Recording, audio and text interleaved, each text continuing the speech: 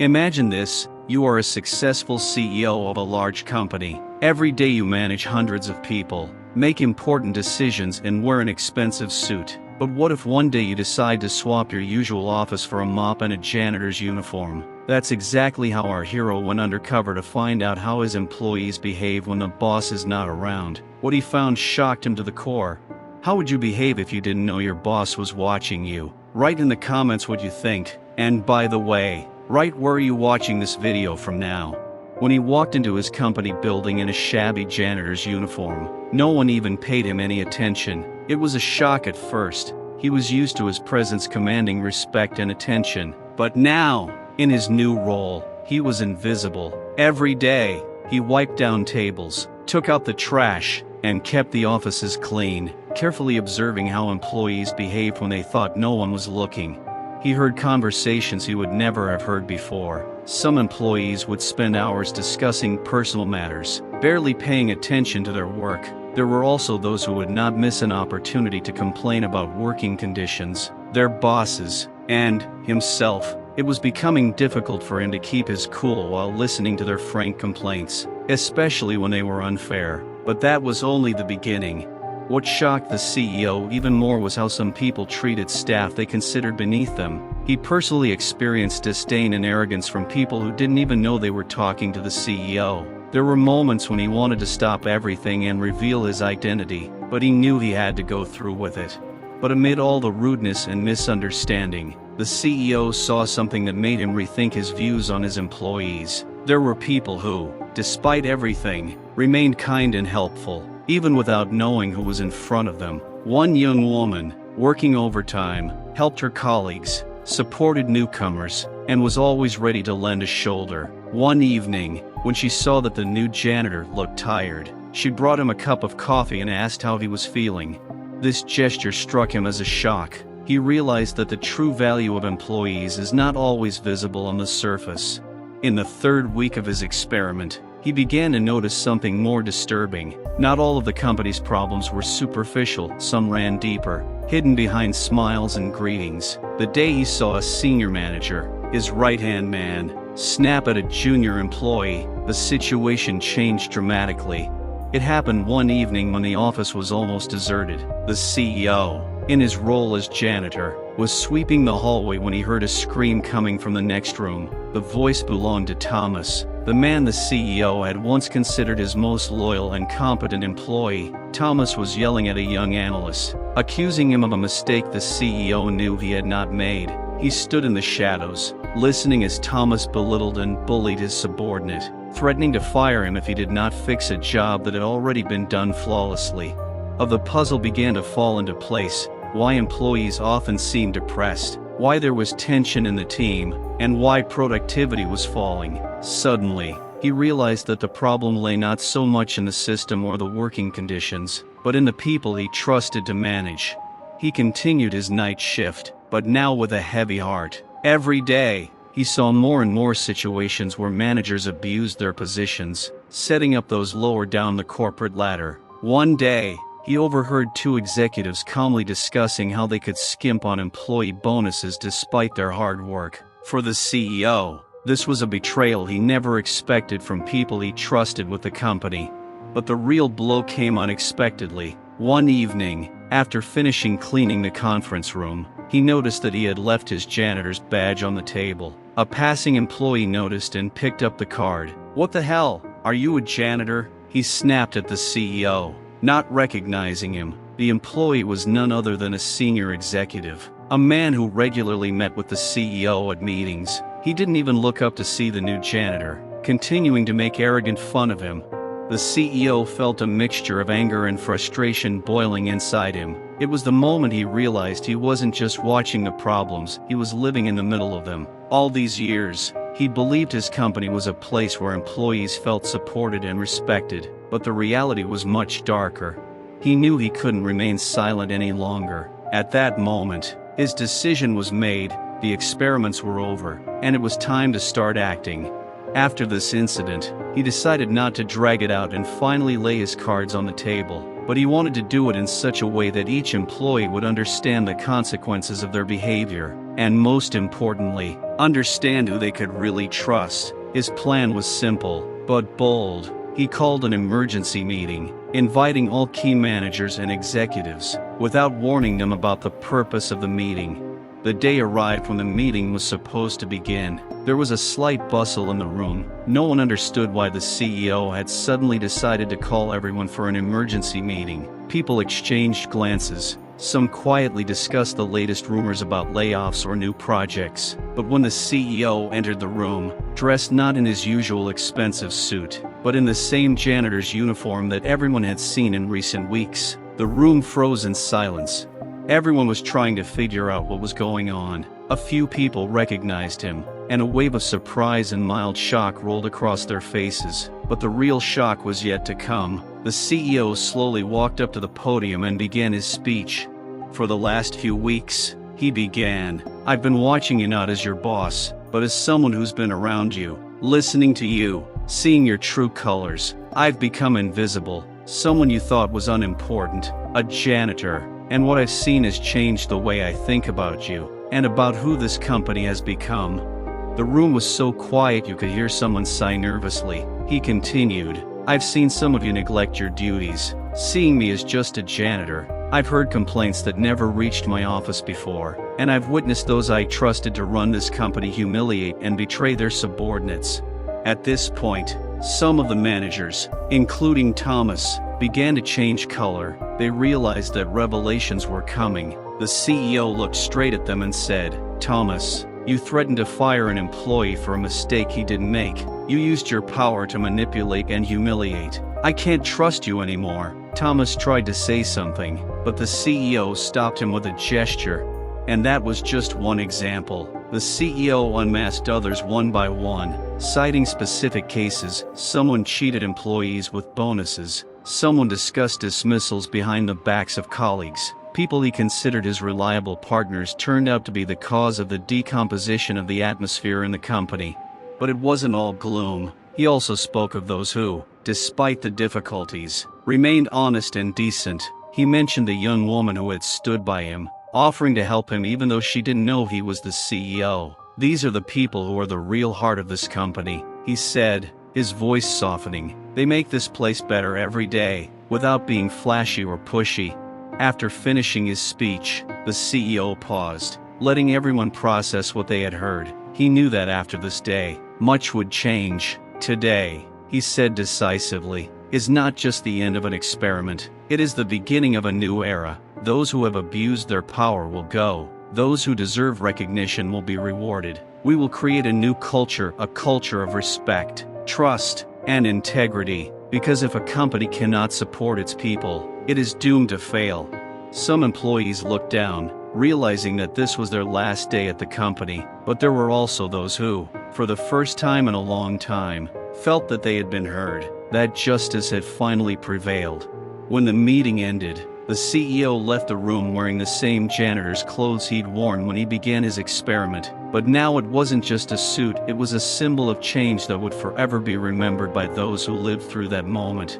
When the meeting ended, a heavy silence still hung in the air, but the real drama was just beginning to unfold. During his experiment, the CEO not only learned of incompetence and abuse among the leadership, but also encountered an even more painful and profound problem, racism, which he suddenly realized was embedded in the company culture, which he had been unaware of for so long.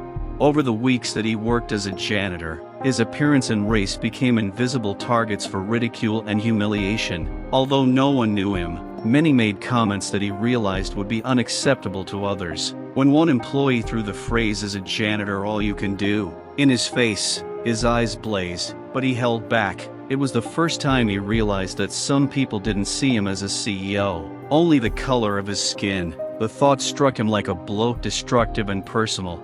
Later, he began to look more closely, and it all came together. At a company event before his experiment, he recalled several colleagues making jokes behind his back, calling him a black genius, though at the time it had seemed like a harmless joke. Now, with a new perspective, it looked like part of a systemic problem. He realized that for some, his success didn't seem earned, but rather a fluke. It was a subtext that many ignored, hiding it behind smiles and formal politeness. During his undercover experiment, he came face to face with this. One incident in particular stands out in his memory. One night, when the office was nearly empty, a group of managers were discussing a promotion for one of the young employees. The CEO, sweeping the floor nearby, couldn't help but overhear. "Why don't we promote John?" one of them suggested. "Are you serious? We don't need another one of those at the top. The company already looks like we're promoting for the sake of it." Another sneered. They didn't even realize they were saying these words in front of the CEO, whom they had long been accustomed to seeing as a successful entrepreneur, not a representative of the minority. These conversations pierced him, leaving a bitter aftertaste. He realized that the problem was deeper than just the bad behavior of individuals. It was racism that permeated every level of his company, and this racism was not obvious, loud, or demonstrative, but it operated in the background, destroying morale and denying many employees a fair chance at equal opportunity. The CEO realized that for years he might have been part of the problem. By failing to notice those who were marginalized by the corporate culture, he had become successful by doing it himself, and sometimes he felt that if he could do it, so could others. But the reality was different. For some employees, skin color was more than just a matter of appearance. It was a barrier to success, a barrier that the system maintained without noticing.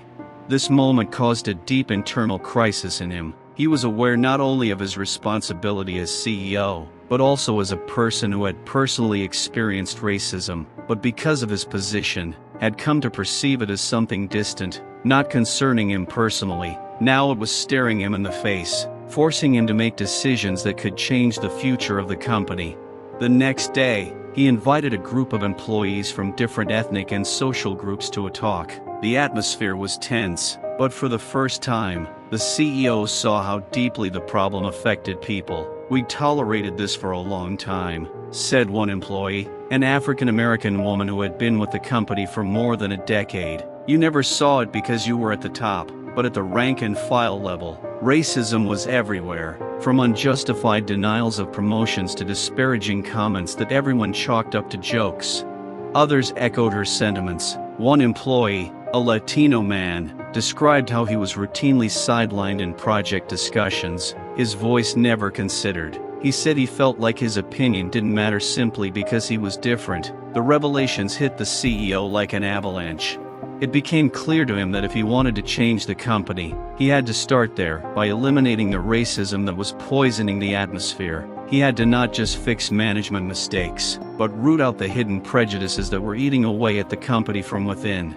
Inclusion initiatives, begin racial justice training for all employees, and revise the company's promotion policies to ensure equal opportunities for everyone, regardless of skin color. But above all, he planned to fire managers who promoted or supported racist views, even if that meant the company would temporarily be weakened without its usual leaders. It was not an easy decision. He knew he would upset some people, and perhaps even lose some investors who were used to the old, established rules, but he was willing to do it for the sake of a future where employees could feel safe and know that they were valued not by the color of their skin, but by their abilities and talent. When the CEO announced his plans at the all-hands meeting, the room was once again as silent as the day he revealed himself as the janitor. But this time, his words evoked a different reaction. He saw the hopeful expressions on some of his employees' faces. They knew their voices were finally being heard. It was the beginning of a new chapter, a chapter in which the company not only strived for success, but also became a place where equality, fairness and respect were not just words, but the foundation of the corporate culture.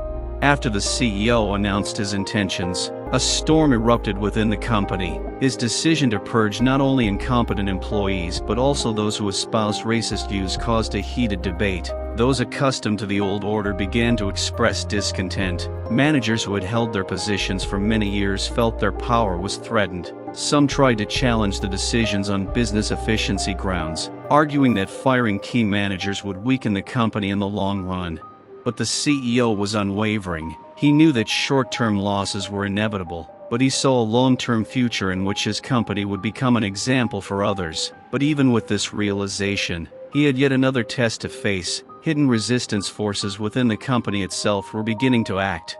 One morning, he received an anonymous letter on his desk. It was threatening, not directly, but clear enough to get the point. It said that his decision to support minorities would destroy the company, that many investors would allegedly abandon projects, and that customers would be disappointed. It included the phrase, "You can't change this world. We won't let you destroy what took years to build." The letter was a signal that the resistance was much stronger than he had expected. The people whose attitudes and views he was trying to change were willing to take extreme measures to maintain their power. The CEO knew that unless he acted quickly and decisively, the company could find itself in a deep crisis. He was prepared for difficulties, but he did not expect that the situation would escalate to direct threats. At the same time, he began receiving calls from some of his board members. Several influential figures, including some investors, expressed their displeasure. They believed that the focus on inclusivity and anti-racism was distracting the company from its core mission, profitability. One of them, the most conservative and influential investor, said bluntly, "If you don't change course, I'm pulling out my money. We don't need experiments that will undermine our business." It was a test the CEO had long dreaded, but knew would come sooner or later. He could have given in to the pressure, turned a blind eye to the problem, and returned to the old order of things, but deep down, he knew that if he gave in now, he would never be able to look at himself the same way again. This was not just a business matter, it had become a personal matter of honor. In the midst of this crisis, the CEO assembled a team of his closest supporters, people who believed in his vision for change. This included not only members of minority groups, but also employees who advocated for equality, inclusion, and fairness. Together, they developed a plan that included 1. Training all employees. He launched corporate trainings on combating bias, understanding racial injustice, and supporting an inclusive environment. This training became mandatory for everyone, from junior staff to senior managers. 2. HR reform. A commission was created to review all hiring, promotion and bonus processes to eliminate any hidden manifestations of racism and discrimination. 3. Open feedback. The CEO implemented a system through which employees could anonymously report issues of discrimination, abuse, and unfair treatment. These signals were investigated independent group, and the guilty ones carried responsibility. 4. Transparent career paths. He introduced a policy whereby employee promotions were transparent and based on merit alone. People had to see that their efforts would be rewarded fairly. But the most important step was his meeting with investors. He understood that if he did not get their support, the company could collapse under the pressure of internal and external crises. At the board meeting, he gave a sincere and emotional speech. "When I came to this company," he began, "I believed that we could build something more than just a profitable enterprise. I believed that we could create a place where every employee felt valued, where their voice mattered. But the reality is that many of us were blind to the injustices that had been building up for years. We turned a blind eye to the prejudices, to the injustices. Today, I understand that if we don't change this now, we will lose much more than money. We will lose our future."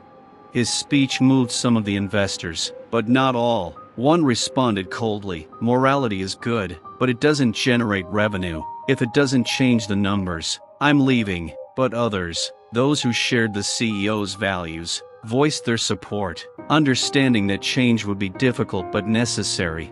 In the end, the decision was made. Investors gave him carte blanche to reform, but with the condition that the results would begin to show within a year. For the CEO, this was a chance to prove that inclusion and fairness could not only improve corporate culture, but also lead to real business success.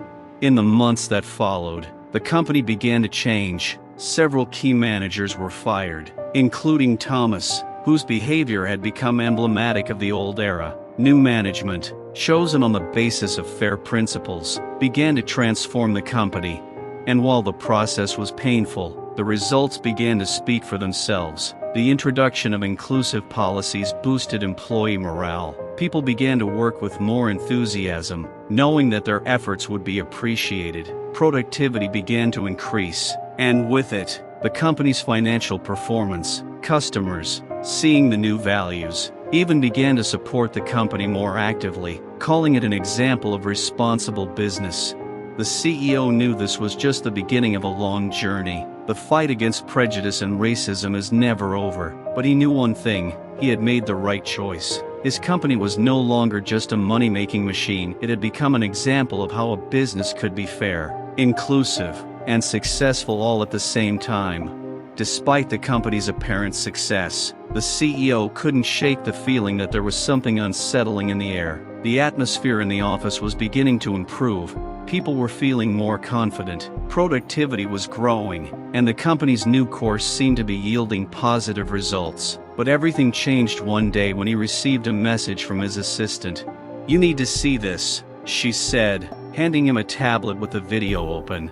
On the screen was his former employee Thomas. The video had already gone viral, spreading across the internet and causing a real storm of discussions. Thomas was not just complaining about his dismissal. He was claiming that the CEO had intentionally gotten rid of experienced employees under the pretext of fighting racism in order to promote only people of a certain race. He directly claimed that the CEO had committed reverse racism by getting rid of white employees under the guise of inclusivity. He has turned the company into a battleground for his ideological experiments, Thomas said in the video, removing those who do not fit his vision and replacing them with incompetent people simply because they belong to the right minorities. "We have lost the spirit of the company, and this is only the beginning of its end." The video was accompanied by clips of internal documents that Thomas said supported his claims. In one clip, he used emails from the CEO discussing personnel changes, taking the phrases out of context and presenting them as if they were direct confirmation of his allegations. Thomas even filed a lawsuit, claiming that his firing was wrongful and motivated by racial discrimination. The CEO felt anger and fear wash over him. The blow wasn't just personal, it threatened everything he'd worked so hard to build. What's more, the video began racking up views, and the comments below were exploding with angry responses. Many supported Thomas, accusing the CEO of hypocrisy. Critics picked up on the theme, arguing that the company had gone too far in its fight for inclusion, while abandoning professionalism. But the problems didn't end there. The next day, articles appeared in major business publications. Journalists began adding fuel to the fire, claiming that a split had begun within the company. Many employees allegedly began leaving, fearing reprisals for their background or fearing that they would simply be replaced by someone more suitable for the new corporate strategy. Investors became worried again, and there were threats to withdraw capital if the situation was not resolved. With each passing hour, the news grew. Chaos broke out within the company. Those who had previously supported the changes were now beginning to have doubts as public opinion shifted before their eyes. Rumors and speculation spread among employees, and some began to think that perhaps Thomas had been right, and that inclusivity had become a convenient cover for destructive decisions. At that moment, the CEO realized he was trapped. His decision to go against the system had led to consequences he could not have predicted. And while he knew Thomas was lying, he also knew the situation was becoming too complicated to simply come out and tell the truth. Society had already drawn its own conclusions, and the reputational damage could be catastrophic. But that was just the beginning. A few days after the video was released, internal emails and financial documents began to leak. These documents allegedly showed that several influential investors in the company were indeed planning to reduce their stake in the project due to its excessive focus on social justice. In addition, information emerged about an internal investigation that had been launched before the reforms, and allegedly concerned the CEO's own misconduct. Now that investigation has made headlines, too. The company was in the crosshairs. The CEO knew it wasn't just Thomas who was behind it. It was a well-planned campaign to discredit him. Someone from the inner circles was clearly helping Thomas, passing him confidential information and helping to build false accusations. Perhaps these were those who suffered from the reforms, or those who never believed in his ideas. Inside the company, the situation was heating up. Some employees supported the CEO, knowing that Thomas was fundamentally wrong, while others began to turn against him, fearing for their jobs or fearing further reprisals. Morale plummeted, and everything that had been built over the past months began to crumble. Alone in his office, The CEO tried to find a way out. He knew that if he backed down and gave in now, it would destroy everything he had done and there would be no way to restore his reputation. But he also knew that without decisive action, the company could lose the support of investors and customers. Then he made the hardest decision of his life. He decided to hold an open press conference where he would reveal the whole truth. He knew it wouldn't be easy. He would have to face the media, aggressive critics, and even former comrades. But this was his last chance. On the day of the press conference, the room was packed with reporters and cameras. The CEO's face was calm, but his eyes betrayed the storm inside. He began by admitting that he had made mistakes, but then he got to the most important point. I am not here to make excuses or hide the truth. Thomas and his supporters have tried to portray me as someone who is acting against his employees, but their goal is not justice. Their goal is to preserve their position at any cost, even at the cost of our common morality. He presented facts that Thomas's video hadn't included: real company growth numbers, new customer deals, improved working conditions for all employees, and numerous testimonials from those who felt a change for the better. Then the CEO took another unexpected step. He announced that he was willing to step down if it would save the company, but only if it was done fairly and transparently.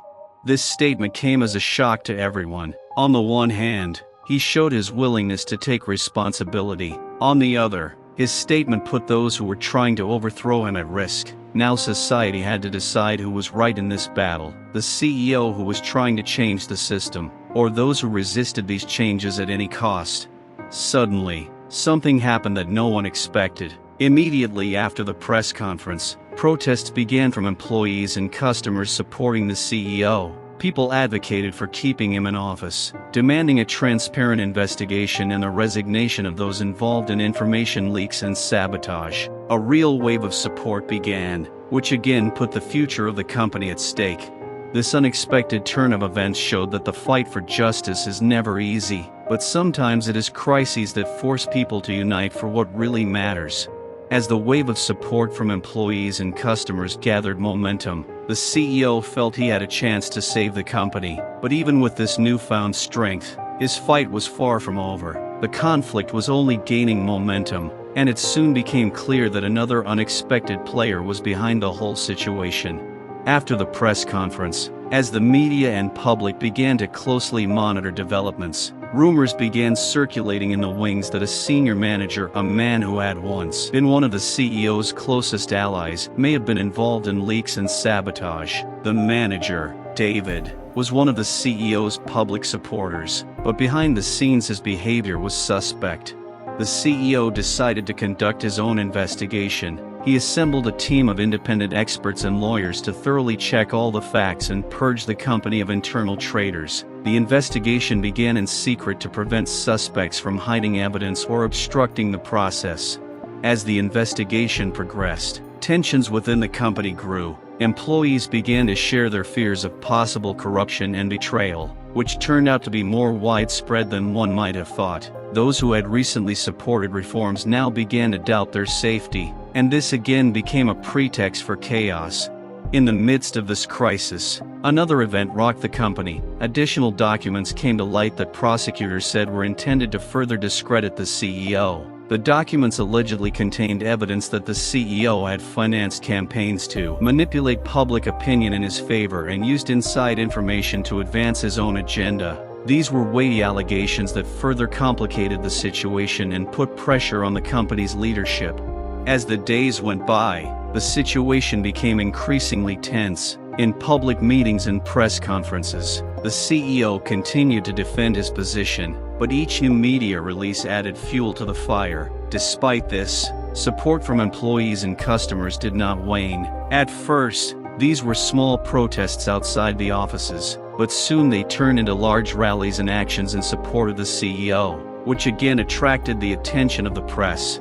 Finally, the investigation reached a tipping point. It emerged that David had indeed been involved in passing confidential information to Thomas and other detractors seeking to undermine the CEO. But that was just the tip of the iceberg. As a team of independent experts dug up more details, it turned out that David and other high-profile employees were part of a broader conspiracy to undermine the reforms and restore the old order. The revelations led to even more public scrutiny. David and his allies were fired, and a public trial began. The CEO publicly apologized for any mistakes or shortcomings in his actions, but he stood firm in his belief in change and his commitment to making things right. In response to accusations that the reforms were simply a tool for manipulation, the CEO provided further evidence of his good faith. He invited independent observers to assess the real results of the reforms and published all the data on how the changes affected employees and the business as a whole. He also proposed an internal audit to restore trust and ensure transparency. The proposal was met with cautious optimism. An internal audit process began, and it soon became clear that, despite all the accusations and the crisis, the reform had led to real improvements. Employees who had suffered difficulties began to receive fairer compensation, and the atmosphere in the office improved significantly. The trial against David and his accomplices continued, and the public attention was enormous. The trial revealed that the sabotage was not just an act of revenge, but part of a complex game involving corporate interests and political influence. Gradually, the crisis began to recede. The CEO continued to work on improving the company, correcting mistakes and strengthening the corporate culture. He held a series of meetings with employees to personally listen to their feedback and concerns. He introduced new initiatives to strengthen corporate ethics and transparency to ensure that such situations do not happen again.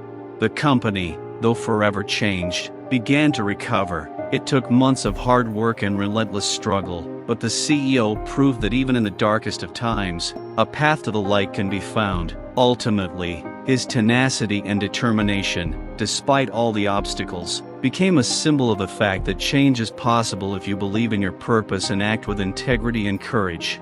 Things were beginning to calm down at the company, but the problems surrounding racism were not going away. With order restored, the CEO knew that the lingering shadow of discrimination required further attention. He realized that the changes he was trying to implement were just the beginning. The real fight for equality and justice was just beginning.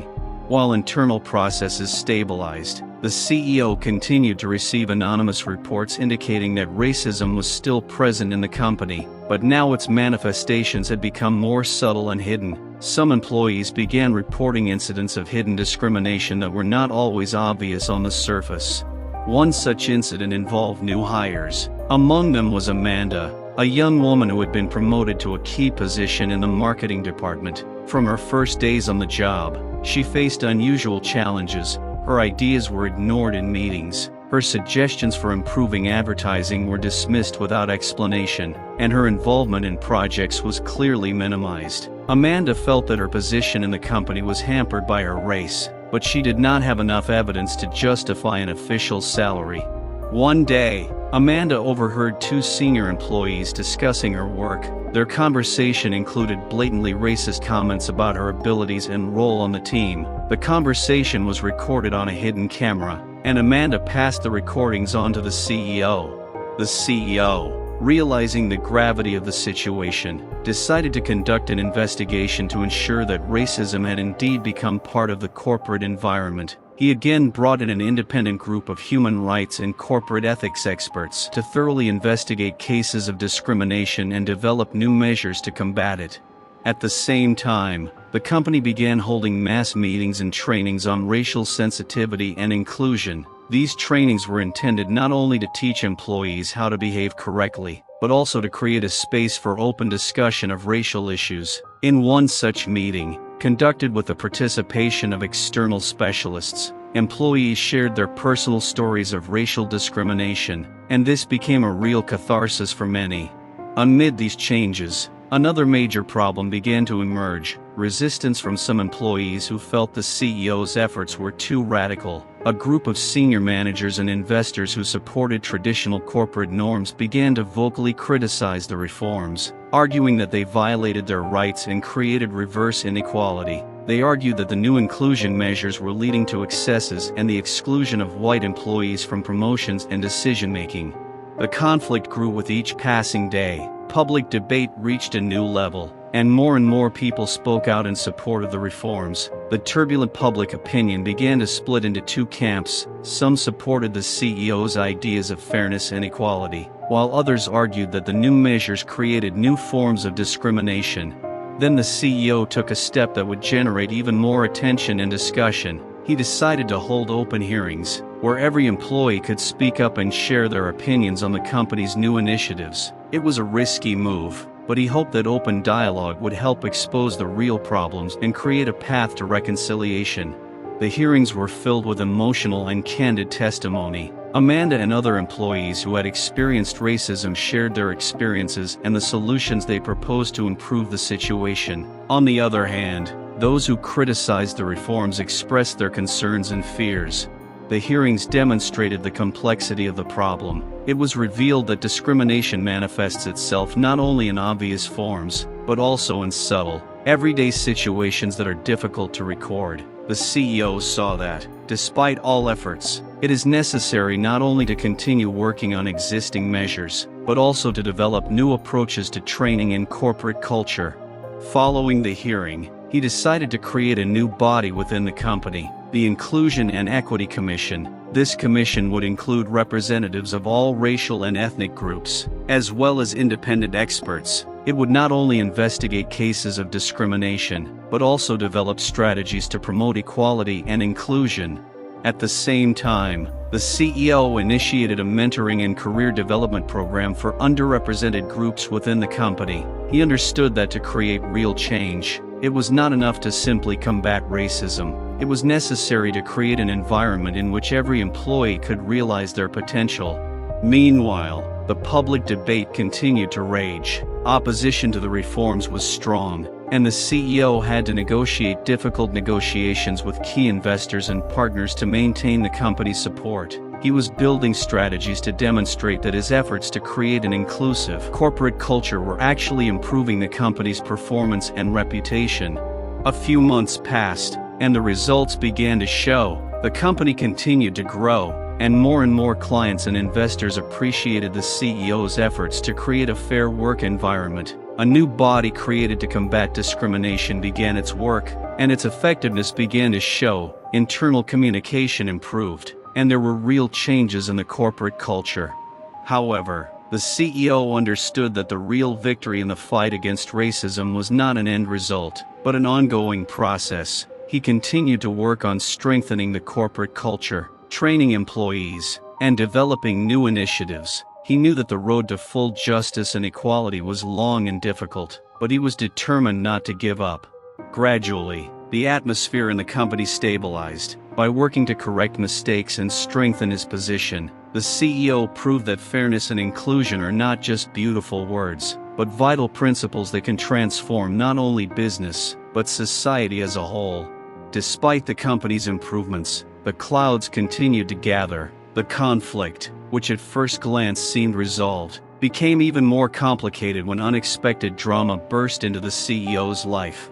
One morning, the office received a call from an anonymous source claiming to have damaging information about the CEO. Soon after, a new video surfaced of the CEO, while intoxicated, making several inappropriate comments about racial groups. The video, filmed with a hidden camera, was posted on popular news sites and quickly racked up millions of views. The scandal was deafening. The video cast the CEO in a very negative light, and the comments on social media and in the news were full of anger and disappointment. Many employees began to question the CEO's true motives. The dramatic video threatened all the efforts he had made to demonstrate his commitment to inclusion and fairness. While the public was consumed by the new scandal, internal divisions within the company grew. Groups of employees who had previously supported the reforms began to publicly voice doubts about the CEO. The internal divisions worsened when several key executives began to openly criticize him for his supposedly hypocritical attempts to fix the situation, rather than admitting their mistakes and leaving. The reaction from shareholders was even more alarming. Many began to demand the immediate resignation of the CEO, fearing that the ongoing scandal could lead to even greater damage to the company's reputation and financial losses. This left the CEO with a difficult choice: to step down voluntarily in order to preserve the remnants of trust and try to minimize the damage, or to fight to the end, despite all the accusations and pressure.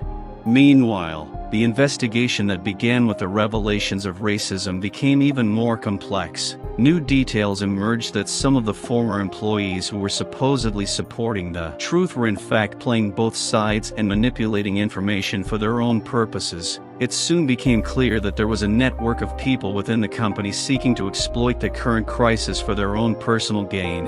One such character, Martin, was initially a well-known reformist, but his true motives only became clear later. He found himself at the center of a web of manipulation, seeking to gain control of a portion of the company's shares in order to sell them at an inflated price. His activities were deeper than they first appeared, and he was involved in organizing smear campaigns and spreading false information. When the CEO learned of Martin's true intentions, the situation became even more dramatic. Amidst internal strife and mounting pressure from shareholders, an explosion occurred in the office. Alarms went off inside the building, causing panic among the employees. The explosion turned out to be a deliberate act of sabotage, designed to distract from the internal conflicts and cause further discontent among the employees and the public.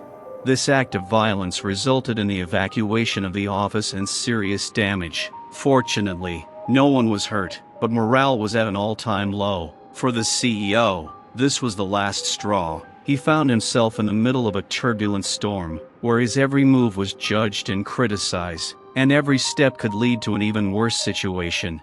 The situation escalated to the point that an emergency shareholders meeting had to be held. At the meeting, a form of temporary appointment of a new CEO was proposed, who would calm public opinion and restore trust. This decision was perceived as a betrayal by many employees who supported the CEO, and as manipulation by his opponents.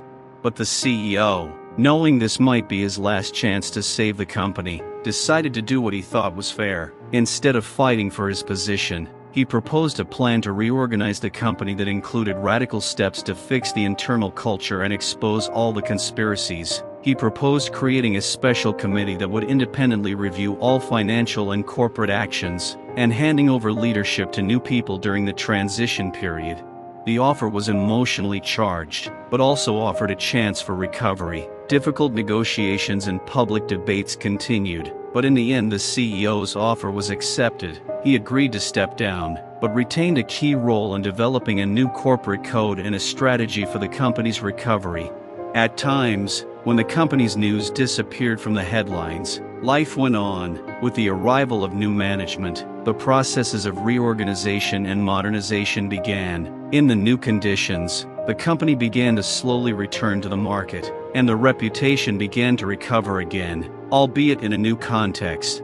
The CEO watched from the sidelines, helping to develop new strategies and staying in touch with the remaining employees. He was ready to begin a new chapter in his career, but the experience left a lasting mark on his life and the company. The story of this struggle, filled with drama, betrayal and the search for justice, became a lesson for everyone. Change requires not only courage and determination, but also the ability to admit your mistakes, learn from them and strive for real improvement, despite all the trials and obstacles. When the CEO officially resigned, the public seemed to calm down, but under the cover of apparent calm, the situation inside the company only worsened. The new leader, appointed during the transition period, faced the difficult task of repairing the damaged reputation and dealing with the consequences of internal conflicts, but his actions led to even greater tensions. As the new era began, things began to go wrong for the company. Shareholders and key investors began to leave, suspecting that the real problems had not yet been solved. In addition, new measures proposed to improve the corporate culture were not well received by some employees. Many of them felt that the reforms were proceeding too quickly and that old problems were being addressed too superficially. Tensions and discontent grew. At the same time, even darker events began in the former CEO's personal life. After the public scandal and resignation, he tried to find solace and start a new life. However, the former businessman faced numerous legal problems. Martin, his former employee who was at the center of the conspiracy, sued the former CEO, accusing him of trying to tarnish his reputation and deceive shareholders. These charges were accompanied by false accusations of financial crimes. The unexpected legal proceedings became a real test for the CEO. His financial situation was at risk, and each new accusation shook his nervous system. Psychological pressure and public criticism led to a state of nervous breakdown. His former friends and associates began to distance themselves from him, fearing the negative consequences of communicating with him. Personal loneliness and isolation became constant companions. At this time, a tragedy occurred in the company that shocked everyone. One of the most loyal employees, who supported the reforms, was found dead in his office under mysterious circumstances. It was soon revealed that his death was an accident, but for many it looked like a tragedy related to an internal crisis. Colleagues began to speculate that the death could be related to the pressure and stress caused by internal conflicts and corporate strife. This tragedy was another blow to the company. There was unrest and protests among employees, who began to accuse the management of not caring enough about the well-being of its workers. Open hearings and public discussions again intensified, and the company had to face a new wave of criticism and discontent.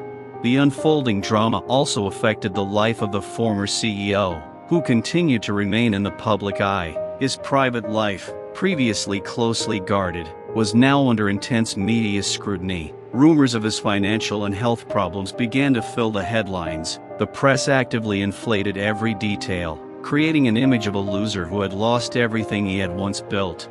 The heaviest burden fell on his family. His loved ones began to experience unbearable pressure and negative consequences from his public disgrace. His ex-wife, who had previously supported him, found herself in the center of public pressure and began to experience fear and stress. One day, she decided to leave the house with the children to escape public attention. This situation only worsened the CEO's psychological state.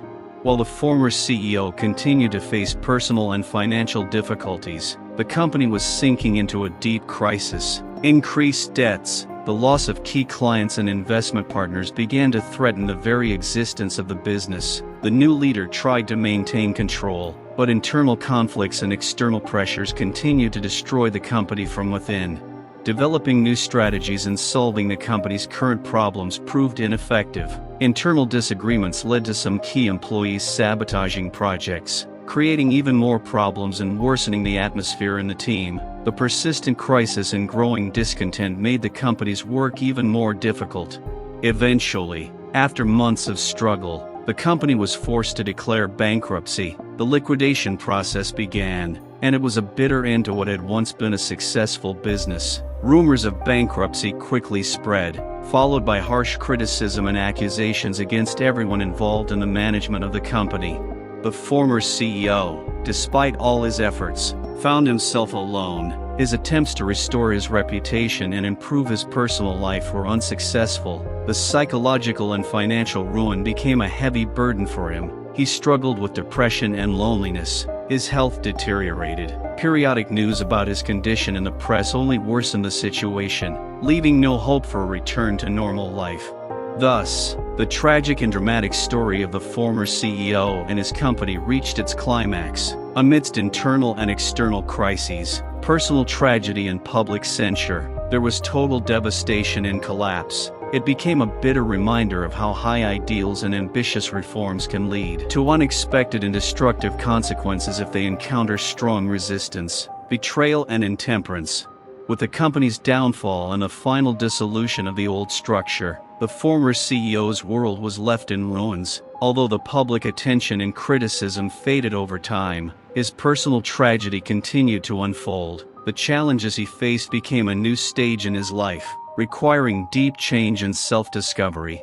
But his ordeal didn't end there. One night, as the former CEO was trying to find some solace in his solitude, he received an unexpected call from his lawyer. It turned out that one of the key witnesses in a financial crime case linked to his name had been found dead under mysterious circumstances. This triggered a new investigation and brought his case back into the spotlight.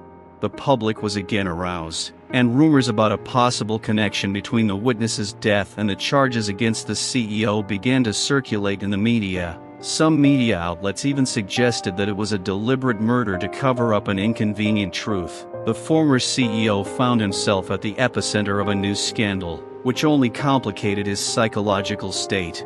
At this time, his former family, still under public pressure, began to look for legal ways to protect their interests. They filed for divorce and sued the former CEO, claiming that his actions and their consequences significantly affected their lives and safety. The divorce process and division of property became another source of stress and humiliation.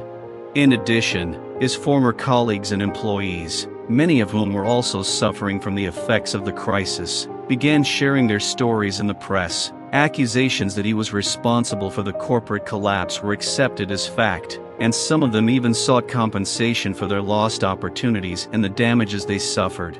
Meanwhile, the company, which had emerged from bankruptcy, was acquired by competitors and its assets were sold off piecemeal. Many of the employees who were still working there lost their jobs and were forced to seek new opportunities in the economic downturn. These layoffs and job losses only deepened public sentiment against the former CEO, who was accused of ruining the careers of many. Those last few months were hell for the former CEO. Each new day brought new challenges and disappointments. His health continued to deteriorate, and he was forced to seek medical help to cope with the effects of stress and depression. A series of medical consultations, frequent visits to psychologists, and rehabilitation courses became an integral part of his life. He also began receiving threats from people affected by the company's crisis. Some were overtly aggressive, while others simply threatened legal action. These threats became a constant source of fear and anxiety. It was in this dark, hopeless state that something unexpected happened. One evening, the former CEO was approached by an old friend from the charity world who offered him the opportunity to start a new project, not a business, but an initiative aimed at helping people who had suffered from corporate disasters and social injustice.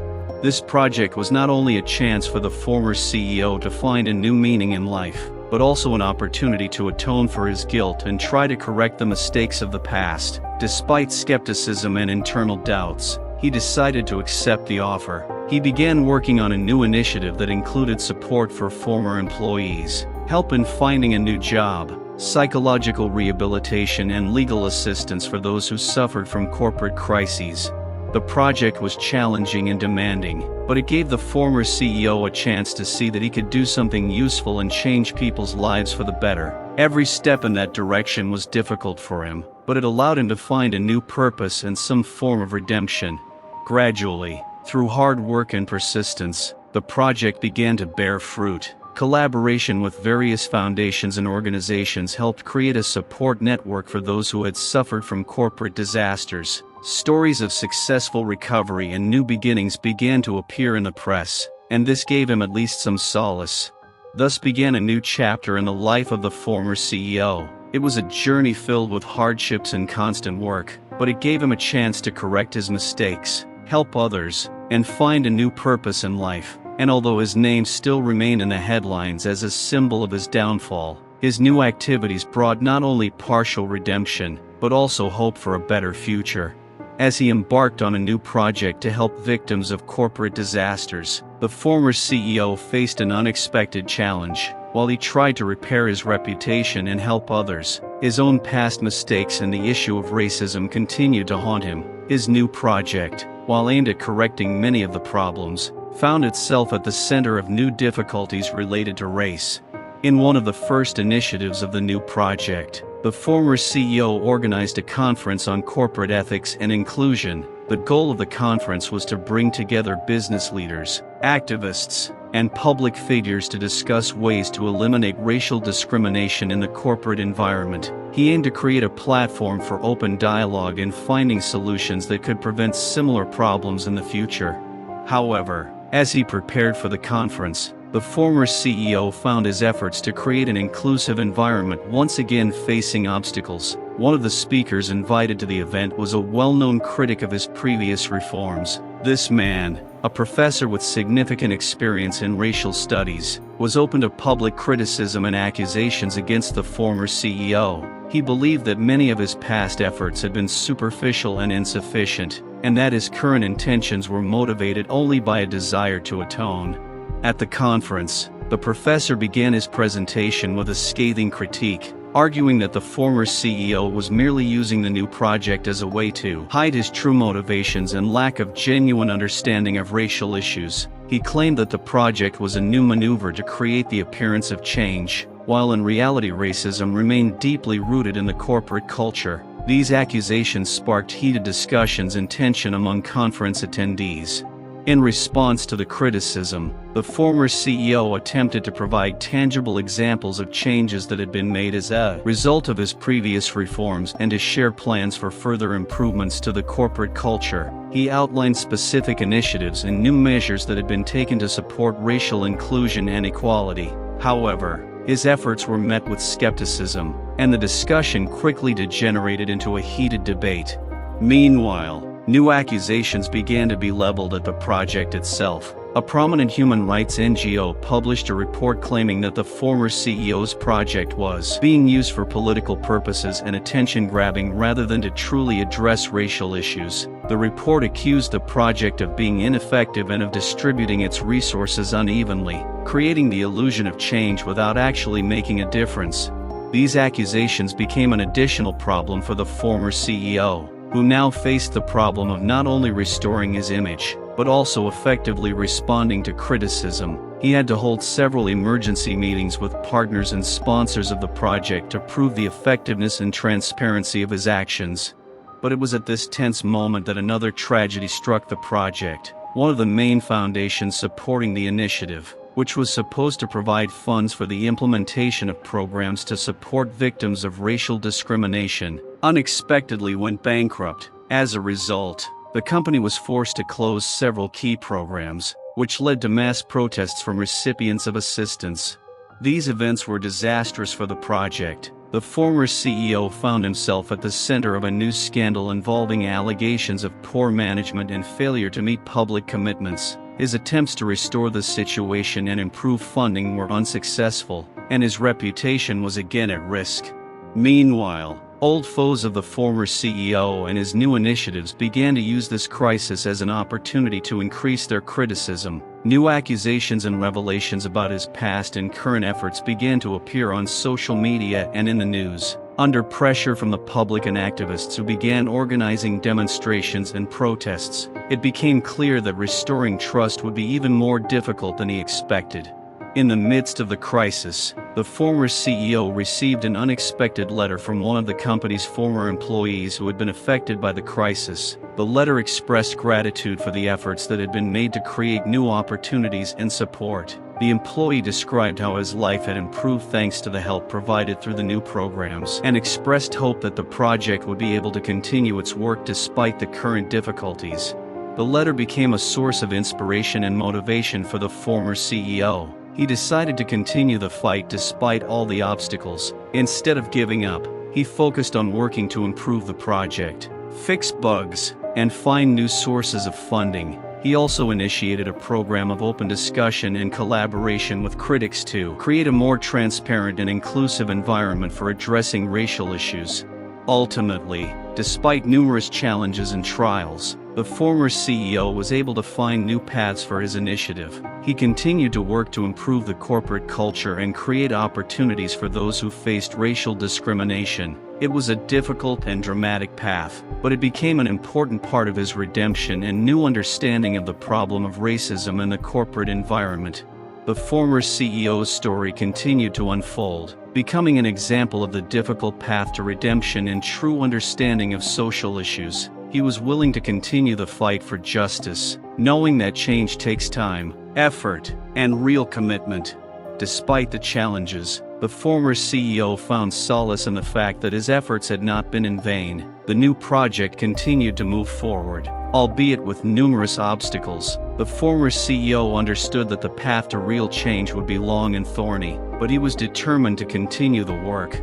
However, in addition to his professional difficulties, his personal life continued to test his limits. The former CEO's health remained in jeopardy, and the need for regular medical procedures and consultations became a daily reality. His psychological state was worsened by constant stress and social pressure. He was isolated from many of his close friends and family, who, although trying to support him, were themselves under pressure from public censure and financial difficulties. the crisis also affected his project. During one of the most intense moments of work on improving the corporate culture, an explosion occurred at one of the centers supporting the rehabilitation program. The explosion was caused by sabotage, and although there were no casualties, the damage was significant, again attracting negative attention and public protests. Immediately after the explosion, the project was hit with a barrage of criticism. The media again began actively discussing the former CEO's connections with corporations, suspecting that he was using the project as a means to distract attention from his previous mistakes. Activists who had previously supported his project began publicly condemning him for the lack of proper control and for the ineffective use of funds. The situation in the project became extremely unstable. However, the former CEO was not about to give up. He decided that it was necessary to conduct a full investigation of the incident and propose new security measures to prevent similar events in the future. He organized a series of meetings with law enforcement and security experts to find out the reasons for the explosion and strengthen the protective measures. In parallel with the investigation, another tragedy occurred. One of the project's leading attorneys, who had been a key ally in legal matters and corporate culture reform, suddenly passed away. His death was the result of a heart attack, but its impact on the project was devastating. This attorney had been not only a legal advisor, but also a moral support for many of the project's employees and supporters. His loss left a huge hole in the team and led to additional difficulties in managing the project. In the face of these difficulties, the former CEO became increasingly withdrawn. He felt that his efforts, although well-intentioned, were not yielding the results he had hoped for. He faced a dilemma: continue to fight or give up on his efforts. His internal conflict was exacerbated by constant public pressure and personal failure. Suddenly, when all seemed lost, an unexpected event occurred. One of the major corporate partners, who had previously severed ties with the project, decided to return and offer new financial support. This partner was impressed by the accountability and transparency of the incident investigation and saw the potential for real change in the project. As a sign of support, he also offered security and corporate culture experts to help improve the project. With this new supportive partner, the project began to undergo new transformations. The program was reviewed and modernized, eliminating many shortcomings and improving efficiency. New strategies were introduced to combat racial discrimination and inequality, and security measures were strengthened at all levels. Suddenly, the unexpected challenges became a new beginning for the former CEO and his project. With a new partner and improved measures, the project began to attract attention and support again. Employees and supporters felt hope again, and the renewed public attention was a signal that the project still had relevance and potential to make a real difference. Ultimately, the former CEO was able to partially regain his position and continue to work on improving the corporate environment. His efforts were considered largely successful, and the project began to show real results. Although past mistakes and tragedies were not forgotten, they became part of a difficult path to redemption and the creation of a new future. The former CEO's story left a lasting mark on corporate culture and public consciousness. It became an example of how the fight against racial discrimination and corporate corruption requires not only courage and determination, but also the ability to overcome difficulties and find new paths to justice and equality. With the project back on track and his reputation restored, the former CEO thought the tough times were behind him. A new financial partner and an updated program seemed like a recipe for a bright future, but his life and the project were once again tested. One day, after a tense meeting with key partners, he received a cryptic message on his work phone. The message contained only one phrase: "You don't know the whole truth." Soon after, anonymous posts appeared online claiming that the former CEO's project was involved in a massive racial discrimination scam. These posts contained details that were not only shocking but also pointed to a possible internal treacherous network.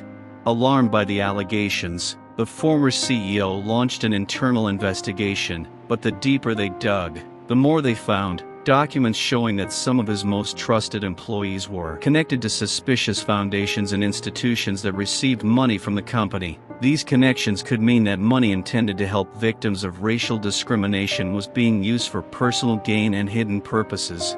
At this point, public outcry reached its peak. The media began actively covering new allegations, and the former CEO was once again in the public spotlight. Evidence was published that employees working on the project were involved in corruption schemes, and some of them had connections to groups suspected of racial discrimination.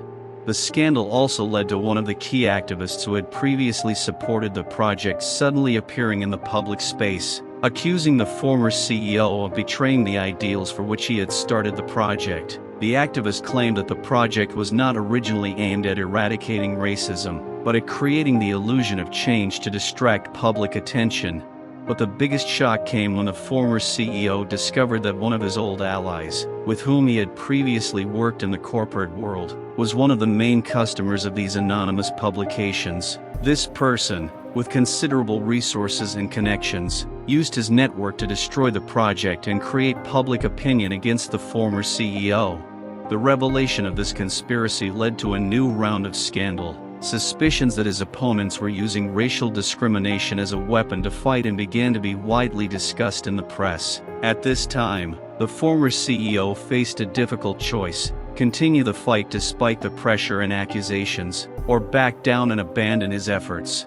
The former CEO decided not to give up. He issued a public statement calling for an independent investigation into all allegations. He also called for an open discussion about the real issues of racial discrimination and corruption to clarify the situation and restore trust. In his statement, he publicly expressed regret for any unintentional mistakes and announced his intention to completely change internal practices to ensure transparency and honesty.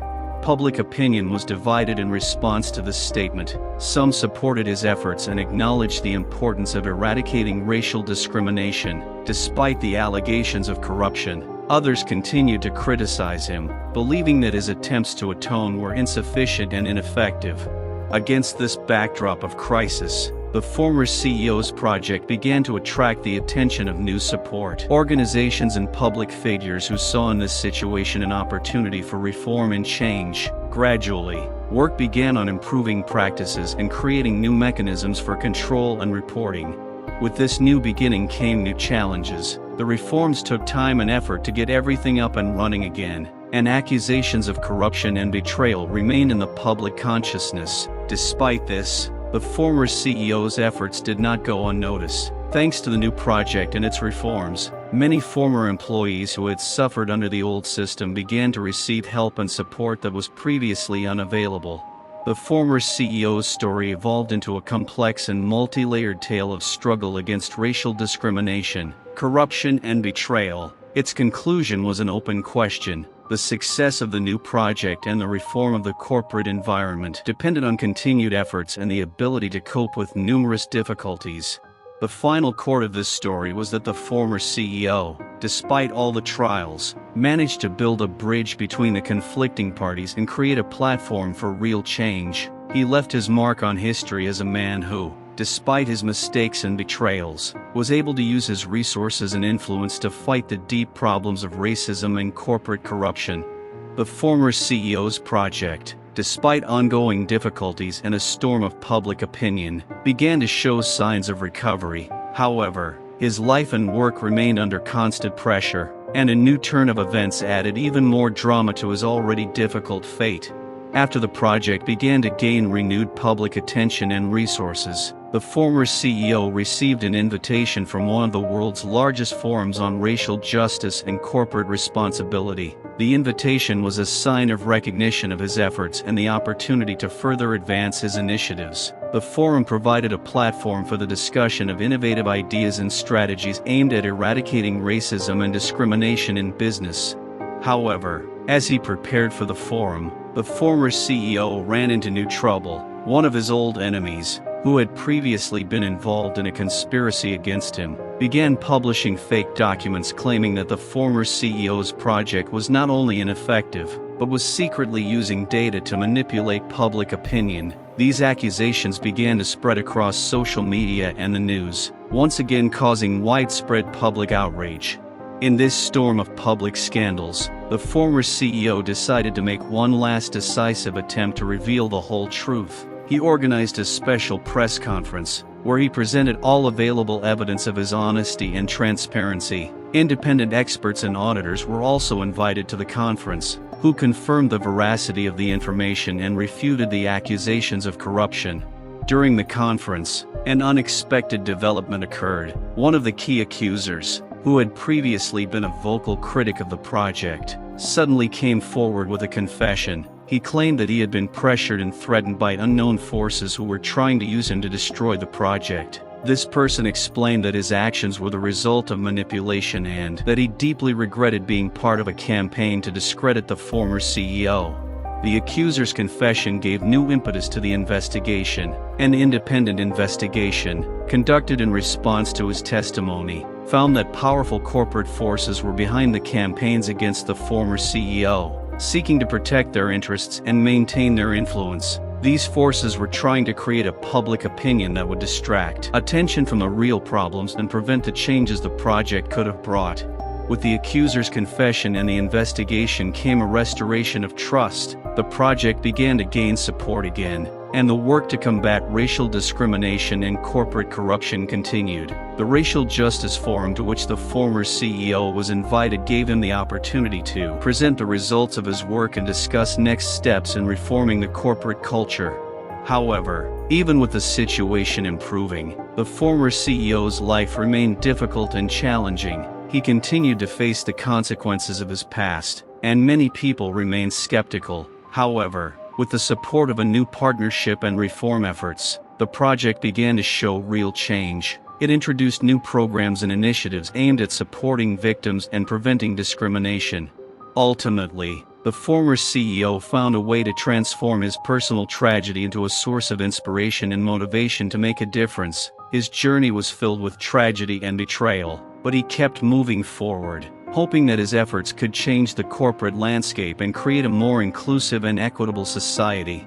The story of the former CEO became not only an example of the fight against racism and corruption, but also a reminder of how difficult but important it is to seek truth and justice in a world full of complex and multi-layered problems. Each new step, each obstacle overcome brought him partial redemption, and his work continued to influence the future of many people striving for equality and justice.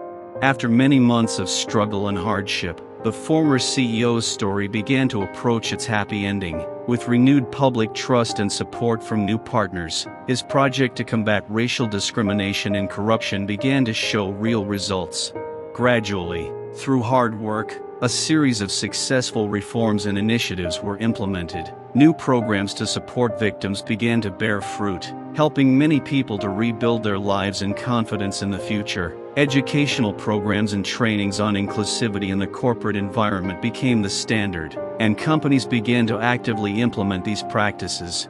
Following the success of the project, the former CEO was invited by the International Human Rights Association to attend a special award ceremony. At the ceremony, he was awarded the highest award for his contribution to the fight against racism and corporate corruption. This award became a symbol of recognition of his efforts and a symbol of the fact that even after the most difficult challenges, significant change can be achieved.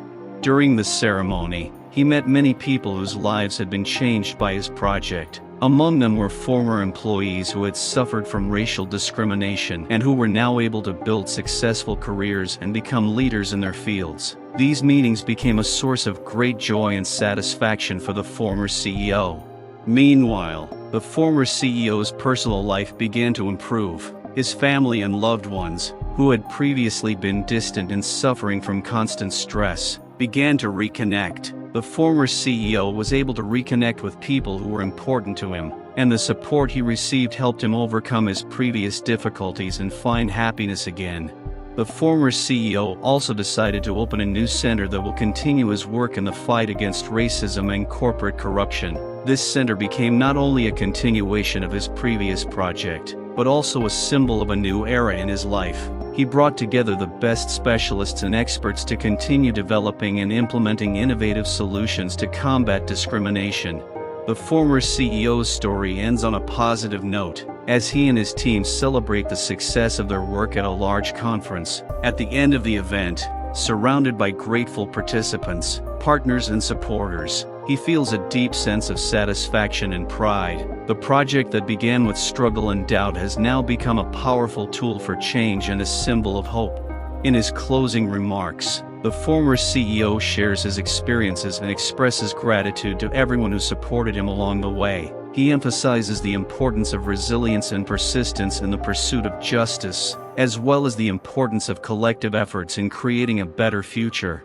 The former CEO's story ended on an optimistic note, becoming an inspiring example of how sincere efforts, despite all the challenges, can lead to meaningful change and positive results. He showed that even in the darkest times, light can be found, and that every step towards justice and equality has a huge impact on the world as a whole. What do you think of our story about a former CEO who overcame such difficult challenges and made positive changes? We really want to know your opinion, so feel free to leave a comment below. We are also interested in how long you have been following our channel. Share your impressions. We are always happy to know what you like and how we can become better. Don't forget to subscribe to our channel if you haven't already and click the bell to stay up to date with new exciting stories and updates. We wish you all the best and hope to see you again on our channel.